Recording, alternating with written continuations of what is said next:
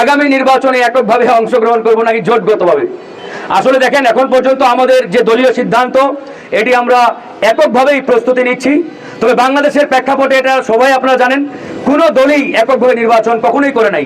সেটা বিএনপি বলেন, জামাত বলেন বা আওয়ামী লীগ যখন ছিল তারাও, প্রত্যেকটি দলই কিন্তু বিগত 12টি নির্বাচন হয়েছে বাংলাদেশে দলগতভাবে কিংবা জোটগতভাবে কিন্তু নির্বাচনগুলো করেছে। তো আগামী নির্বাচনের তফসিল এখনো ঘোষণা হয় নাই। তফসিল ঘোষণা হলে আসলে সিদ্ধান্ত আমরা নেব এককভাবে নির্বাচন করব নাকি জোটগতভাবে। তবে এখন পর্যন্ত আমরা 300 আসনেই আমাদের এককভাবে প্রার্থীদের নাম ঘোষণা করছি এবং তাদের প্রচারণা প্রস্তুতি তারা নিচ্ছেন। আমরা আশা করি তফসিল ঘোষণার পরেই আমরা জোটের বিষয়ে চূড়ান্ত সিদ্ধান্ত নেব। তবে তফসিল ঘোষণার পরে রাজনৈতিক অবস্থা, রাজনৈতিক পরিস্থিতি বিবেচনায় আমাদের এই জোটগত সিদ্ধান্ত আসবে বলে আমরা মনে করি এবং আমাদের দলে সেভাবে এখন পর্যন্ত সিদ্ধান্ত হয়েছে। ইতিমধ্যে ঢাকা বিশ্ববিদ্যালয় কেন্দ্রীয় ছাত্র সংসদ ডাকসুর নির্বাচন শুরু হয়েছে। ডাকসুর নির্বাচনে ইতিমধ্যে নানা রকম ঘটনা ঘটছে।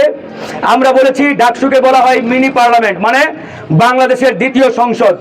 এই ডাকসু নির্বাচন যদি অবাধ, সুষ্ঠু, নিরপেক্ষ না হয়, তাহলে আগামীতে জাতীয় নির্বাচনে বড় একটি সংকট তৈরি হবে এবং এর একটা বড় ইফেক্ট জাতীয় নির্বাচনে পড়বে। তার জন্যই ডাকসু নির্বাচন অবশ্যই অবাধ, সুষ্ঠু, নিরপেক্ষ হতে হবে। এই ডাকসু নির্বাচনের মাধ্যমে আমরা আগামীর যে বাংলাদেশের নতুন নেতৃত্ব, সেই নেতৃত্বের যে উন্মুক্ত পথ, এটা আমরা তৈরি করতে চাই। আপনারা জানেন যে গত 19 সালে আমি সেই ডাকসু নির্বাচনের এজিএস প্রার্থী ছিলাম। দীর্ঘ 28 বছর পরে সেই নির্বাচনটি হয়েছিল। অর্থাৎ 1990 সালের পরে ডাকসুর নির্বাচন বন্ধ করে দেওয়া হয়েছিল পরিকল্পিতভাবে।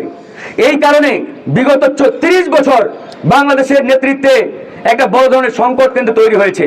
কারণ ডাকসুকে বলা হয় নেতা তৈরির কারখানা। এখন আপনি নেতা তৈরির ফ্যাক্টরি যদি বন্ধ করে দেন, তাহলে তো নেতা উৎপাদন হবে না, হবে না। তো এরা বিগত 30টি বছর এই ডাকসুকে বন্ধ রেখেছিল।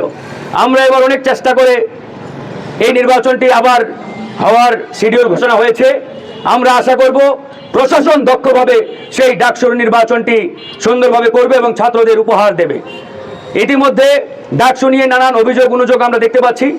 আমরা ঢাকা বিশ্ববিদ্যালয়ের উপাচার্য প্রশাসনকে বলেছি, আপনারা যদি একটি অবাধ, সুষ্ঠু নির্বাচন উপহার দিতে না পারেন, এটা কিন্তু আপনাদের ইতিহাসে একটি কলঙ্কজনক অধ্যায় হয়ে থাকবে।